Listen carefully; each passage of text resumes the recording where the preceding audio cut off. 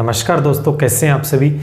उम्मीद करता हूँ काफ़ी अच्छी होंगी। जैसा कि आप सभी को पता है, ग्राम सेवक यानी वीडियो के लिए मैथ का सेक्शन आप सभी को हम करवा रहे हैं। अपना जो कल टॉपिक स्टार्ट हुआ था वो दोस्तों था एवरेज यानी औसत। बेसिक से सारी चीज़ें डिस्कस की कि कैसे प्रश्नों को सोल्व करना है, क्या क्या तरीके हो सकते हैं, इन पे भी हमने बात की और क्या तरीका हम यूज़ करेंगे वो भी हमने बात की। और जिन बच्चों ने वो वीडियो देखा था आई थिंक बहुत अच्छे से समझ में आया होगा। अगर जिन्होंने नहीं देखा डायरेक्ट ये क्लास अगर ये देख रहे हैं तो हो सकता है उनको दिक्कत हो कि ये सर कैसे कर रहे हैं, तो इस हिसाब से आपको फर्स्ट वीडियो देखना होगा जहाँ पे मैंने बेसिक से डिस्कस किया है। न तो कोई फॉर्मूला बताया मैंने, न है कोई ट्रिक, सिर्फ कंसेप्ट के बेस पे चले हैं और बड़े इजी वे के अंदर विद इन 10 सेकंड के अंदर हम आंसर निकाल देते हैं। दोस्तों आज भी कुछ ऐसा करेंगे, बहुत ही बढ़िया क्वेश्चन आज दोस्तों हम करने वाले हैं, इंपॉर्टेंट आज की क्लास, और विद इन 5-10 सेकंड के अंदर हम क्वेश्चन को निकाल देंगे। तो वीडियो को लाइक कर दें, शेयर कर दें जितने बच्चे देख रहे हैं, और चैनल को सब्सक्राइब करना बिल्कुल भी ना भूलें, जिससे कि आने वाले दिनों के अंदर जो भी आपको यहाँ पर मिलता है उसका आप बेनिफिट उठा पाएँ। चलिए शुरू करते हैं। चलिए दोस्तों फर्स्ट क्वेश्चन देखते हैं, बहुत इंपॉर्टेंट क्वेश्चन है ये प्रश्न जो, और आज की क्लास में जितने भी हम क्वेश्चंस करेंगे ना बहुत ही इंपॉर्टेंट है जो कि एग्जाम में आने वाले हैं। और जैसे ये प्रश्न मैंने लिया है, ये कई बार एग्जाम में दोस्तों पूछा जा चुका है। आप देख सकते हैं कि क्वेश्चन बहुत इजी है, आंसर तो इसका इतना सा है, आप देख कर भी इसका आंसर का पता कर सकते हैं, लेकिन इस क्वेश्चन को क्या करते हैं, कॉम्प्लिकेटेड बना लेते हैं, है ना। तो ऐसा कुछ नहीं करना है, इसको समझने में थोड़ा सा टाइम लग सकता है लेकिन करने में विद इन 1-2 सेकंड आपको लगने वाले। देखिए क्या कह रहा है कि 8 व्यक्तियों का औसत वजन 1.5 kg बढ़ता है। 8 व्यक्ति हैं, उनके अंदर जो औसत वजन है ना वो 1.5 kg बढ़ता है। इसका मतलब प्रत्येक में 1.5 kg बढ़ता है। 8 व्यक्ति है ना, औसत का मतलब होता है प्रत्येक के अंदर वृद्धि हो रही है। यहाँ पर तो कितनी हो रही है, 8.5 kg की। फिर कह रहा है यदि एक व्यक्ति जिसका वजन 65 किलोग्राम है, कितना वजन है, 65 किलोग्राम है, को एक नया व्यक्ति प्रतिस्थापित करता है। यानी एक व्यक्ति है, इस 8 व्यक्तियों में एक ऐसा व्यक्ति है कि एक व्यक्ति जिसका वजन कितना है, 65 किलोग्राम है, को एक नया व्यक्ति प्रतिस्थापित करता है। यानी इन 8 व्यक्तियों में से एक ऐसा व्यक्ति है जिसका वजन 65 किलोग्राम है, उसको एक नया व्यक्ति आता है, यानी उसको प्रतिस्थापित करता है, यानी उसे निकाल दिया जाता है। यानी 65 किलो का एक व्यक्ति था, उसे निकाल दिया जाता है और उसकी जगह एक नया व्यक्ति आता है। प्रतिस्थापित करने का मतलब समझ गया आगे। तो नए व्यक्ति का वजन बताओ, यानी जो नया व्यक्ति आया है उसका वजन बताओ। देखो इस ग्रुप के अंदर 8 व्यक्ति हैं, समझे इस बात को, कितने व्यक्ति हैं, 8 व्यक्ति हैं। और देखो 1 2 3 4 5 6 7 8, औसत 1.5 kg बढ़ता है। तो इसका मतलब 1.5 इसका बढ़ गया, 1.5 ऐसे कर करके प्रत्येक का 1.5 बढ़ गया। अगर आपसे टोटल पूछे टोटल कितना बढ़ गया, तो टोटल कितना बढ़ गया, फिर 8 से गुणा कर दें 1.5 को कहोगे 120 और पॉइंट लगा दें तो 12 kg बढ़ गया। यहां से हम ये बात निकाल सकते हैं कि पहली लाइन से आपने समझा कि 8 व्यक्ति थे, उसमें औसत वजन 1.5 kg बढ़ जाता है। इसका मतलब प्रत्येक में 1.5 बढ़ेगा, तो टोटल देखेंगे तो 8 × 1.5 कर दो, टोटल वजन आ जाएगा। ठीक, अब देखो, अब समझे इस बात को। इसमें एक व्यक्ति था, इसे मान लेते एक व्यक्ति था जिसका वजन, मान लेते ये व्यक्ति था, वो इसका 65 किलो था। इसको तो निकाल दिया, इसको निकाल दिया और इसकी जगह एक व्यक्ति और आ गया, उसका वजन भी 65 kg था। क्यों था 65 kg?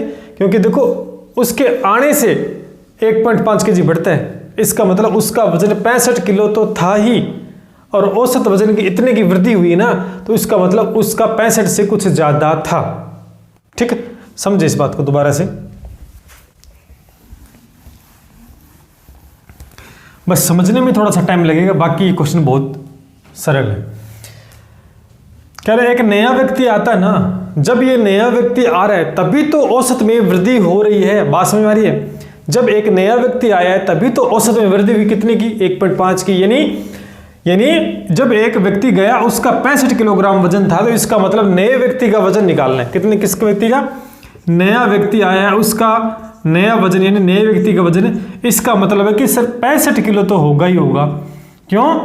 क्योंकि 65 किलो वाला गया है और उससे ज़्यादा वजन का है, इसका मतलब है 65 किलो तो उसका होगा। और कितना और एक्स्ट्रा उसका कि प्रत्येक में 1.5 kg की वृद्धि और हो गई है। इसका मतलब अभी हमने निकाला था कि 8 इंटू में 1.5 kg की वृद्धि होगी, तो आपको हो गए 12 kg और एक्स्ट्रा हो गया। अब नया वजन कितना हो गया? 77 kg हो गया दोस्तों। और यही इस प्रश्न का आंसर दोस्तों होगा। ये कैसे आया? मैंने अभी बताया ना, कुल बता दिया कितने वजन बढ़ा। अभी शुरुआत में मैंने बताया था ना, वो है तो 12, तो 65 किलो तो इसका होगा ही होगा, और जितने की वृद्धि हुई वो और जो ऐड कर दो इसमें, तो इस नए व्यक्ति का वजन 77 kg दोस्तों होगा। तो आंसर कुछ नहीं है, छोटा सा है, लेकिन समझने में थोड़ी सी दिक्कत आती है। तो आराम से आपको समझ में आया होगा, नोट करें इसको। आगे बढ़ते हैं, अगला प्रश्न देखते हैं। ये भी बहुत बार दोस्तों एग्जाम में पूछा था, इस प्रकार का प्रश्न भी। औसत के अंदर इस प्रकार के ही प्रश्न लगभग देखने को मिलते हैं। कुछ नहीं है वैसे तो इन प्रश्नों के अंदर, लेकिन वही कि लैंग्वेज समझ में नहीं आती, आंसर सही आता नहीं है, आप बड़े बड़े सॉल्यूशन कर लेते हो। देखो क्या कह रहा है, कह रहा है बल्लेबाज 16वीं पारी में 92 दौड़ रन अर्जित करता है।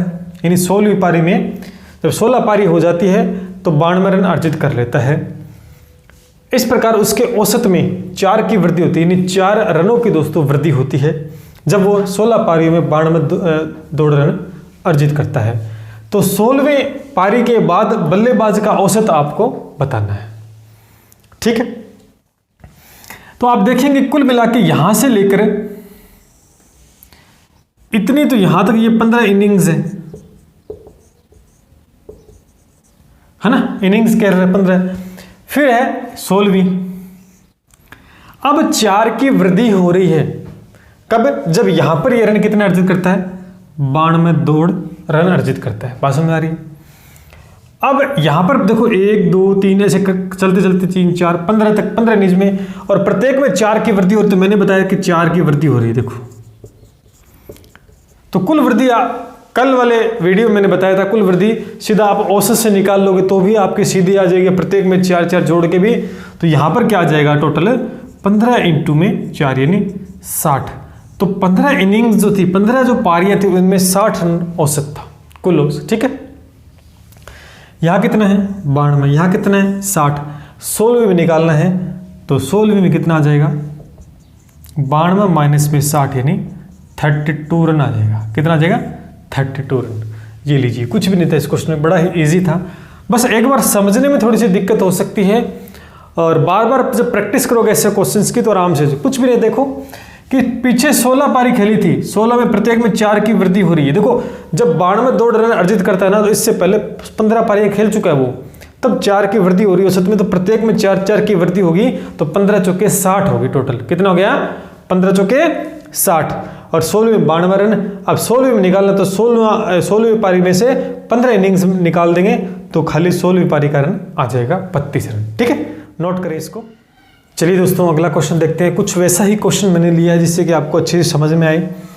देखिए, कह रहा कि एक बल्लेबाज 19वीं पारी में शतक से 2 दौड़ दूर रह गया, यानी 2 दौड़ का मतलब 2 रन कम रह गया। इसका मतलब कितने बनाए 19वीं पारी में? आप कहोगे टोटल 19वीं पारी में उसने 98 रन बनाए, ठीक है। 2 दौड़ दूर रहने का मतलब ये होगा शतक से। जब इतने रन बनते हैं तब कह रहा है कि इस प्रकार उसके औसत में 3 की वृद्धि हो गई। औसत में 3 की वृद्धि हो गई। अभी पिछला क्वेश्चन कराया था, इसका मतलब इससे पीछे कितनी इनिंग्स हैं? आप कहोगे 18 इनिंग्स और बच गई, ठीक है। तो यहां पर कितने की वृद्धि हो रही? प्रत्येक में 3 की। तो औसत में 3 की वृद्धि का मतलब हो गया 18 इंटू में 3 यानी 54 हो गया, ठीक है। हमें बताना 19वीं पारी के बाद उसका औसत क्या होगा। तो इसमें से इसको माइनस आप कर देंगे तो आपका जो आंसर होगा 44 रन आ जाएगा। That's it. कुछ उसी प्रकार का प्रश्न आपके सामने मैंने रखा। तो ये इस प्रकार के प्रश्न आते हैं। कई बार क्या होता है कि आपको कोई ट्रिक या कोई फॉर्मूला बता दिया जाता है कि ऐसा प्रश्न आए ना बल्लेबाज वाला, तो ये फॉर्मूला सूत्र लगा देना, वो लगा देना। कुछ भी नहीं करना है आपको। सिंपल सा मेथड मैंने समझाया था, इसलिए कह रहा हूँ कि फर्स्ट वीडियो आप देखें, उसमें बेसिक बात मैंने बताई है ना, वही इनमें लागू दोस्तों हो रही है और कुछ भी नहीं है। चलिए नोट करें इसको। चलिए दोस्तों अगला क्वेश्चन देखते हैं। बहुत ही बढ़िया क्वेश्चन है। अब ऐसा प्रश्न जब भी देखने को मिलता है ना, तो आपको एक ट्रिक बता दी जाती है।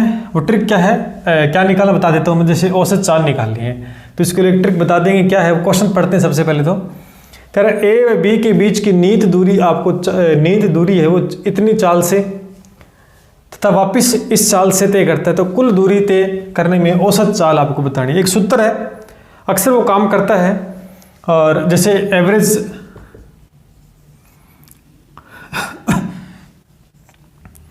चाल निकालनी है आपको औसत चाल का, तो 2xy बट्टा x प्लस वाई, ठीक है। ये बता दिया जाता है कि इस फॉर्मूले से रखो और उत्तर देखो। उत्तर आ तो जाएगा, मैं नहीं कहता कि उत्तर नहीं आएगा, उत्तर आ जाएगा। लेकिन बहुत बार ऐसा होता है कि ऐसा सीधा सा ही प्रश्न होगा लेकिन उत्तर नहीं आता। तो इसका मतलब ये सभी चीज़ों पे लागू दोस्तों नहीं होता है। ये मेरा पर्सनल एक्सपीरियंस है कि कुछ ऐसे क्वेश्चंस हैं जहाँ पर ये आपका रूल ये फॉर्मूला काम नहीं देगा। जब ये काम कब देगा, एक और बता देता हूँ। जब आपको एक्स वाई ही दे, जब आपको एक्स वाई ही दे ना, दो दे दिया, एक तीसरी और डिजिट दे देगा ना, तो ये फेल हो जाएगा वहीं पे। गलत होने के चांसेस ज़्यादा, क्योंकि एग्जामिनर को पता होता है कि इसको आता है तो उसको फंसाने की कोशिश करेगा। और उसे पता है कि ये सूत्र इसने रट रखा है और इसे निकालने की वो कोशिश करेगा। और कोशिश करेगा तो वो भी चाहता है वो गलत करिए, ठीक है। तो इससे आप कर तो लोगे, लेकिन मैं ऐसी चीज़ों से बचना चाहता हूँ। मैं ऐसा नहीं करता। हम वो तरीका कर रहे हैं जो कि यूनिक होता है, सबसे कम समय में इफेक्टिव। कोई सा प्रश्न आ जाए गलत नहीं होगा। देखिए क्या कह रहा है, एक बार फिर से पढ़ेंगे। कह रहा है डिस्टेंस है ए और बी के बीच। देखो ये डिस्टेंस है, ए बी के बीच नीत दूरी एक आदमी 40 किलोमीटर की। मतलब है क्या, पहले यहां से ए की से बी की तरफ जाता ना, ये बी की तरफ, तो इसको लगते हैं इसकी चाल है वो 40 किलोमीटर पर आवर है। लेकिन जब बी से वापस ए की तरफ आता है तो उसकी चाल होती है 330 किलोमीटर पर आवर। हमें निकालनी औसत चाल। तो दोस्तों आपको औसत चाल का पता होना चाहिए। जो चाल बराबर क्या होता है, कुल दूरी बट्टा कुल समय होता है। कुल दूरी बट्टा कुल समय। चाल का तो फॉर्मूला पता है ना, चाल निकालनी तो फॉर्मूला लगाना पड़ेगा औसत चाल का। अब कुल दूरी पता है क्या, यहाँ पर नहीं पता, लेकिन हम यहाँ पर क्या कर लेंगे, टोटल डिस्टेंस निकाल लेंगे, कुल दूरी निकाल लेंगे। कैसे निकालेंगे, तो दोस्तों कुल दूरी निकालने का जो फॉर्मूला है, फॉर्मूला क्या है, कुल दूरी निकालने का आप क्या करो, इन दोनों चालों का इनका एलसीएम ले लोगे। क्या ले लोगे, एलसीएम कितना आ जाएगा, देखो 120, ये जानने की हो गई है, प्लस में वापस भी आ रहा है तो भी 120, तो कुल मिला के 240 दोस्तों डिस्टेंस हो गई है। कितनी हो गई, 240। देखो एक बार जा रहा है और एक बार वापस आ रहा है, तो दो डिस्टेंस है। एलसीएम लेंगे तो 120 आएगा, एक मतलब लेना, कहीं डबल लेनी है, कई बार 120 ले लोगे। 120 आने की 120 जाने की, यानी 240। तो यहाँ पर क्या लिखोगे, 240 दोस्तों आ जाएगा, ठीक है। अब कुल टोटल समय कितना आ गया, अब 120 जाएगा। देखो 120 जा रहा है तो कितना घंटा लगेगा, 3 घंटे, और 120 वापस आएगा तो 30 से भाग दे दें 120 को, तो ये 4 घंटे लगेगा। कुल समय दोस्तों 7 घंटे लग गया, ठीक है। अब भाग दे देंगे आप, 7 की कितनी हो गई, 21, 7 चौके 28, ठीक है। देखो 7 की 21, कितना बच गया, 3, 30, 2 बच गए, 2/7। ये दोस्तों आपकी औसत चाल आ गई है। अगर इस तरीके से करते हो तो आपका प्रश्न दोस्तों कभी भी गलत नहीं होगा। लेकिन वो तरीका अगर यूज करते हो सूत्र वाला, तो सूत्र भूला भी जा सकता है और सूत्र से गलत भी दोस्तों होने के चांसेस हैं। कई बार रेयर केस में गलत हो जाता है। इसलिए मैं फिर कह रहा हूँ, मैं यहाँ कोई फॉर्मूला कुछ रटाने की कोशिश आपको बिल्कुल भी नहीं कर रहा हूँ।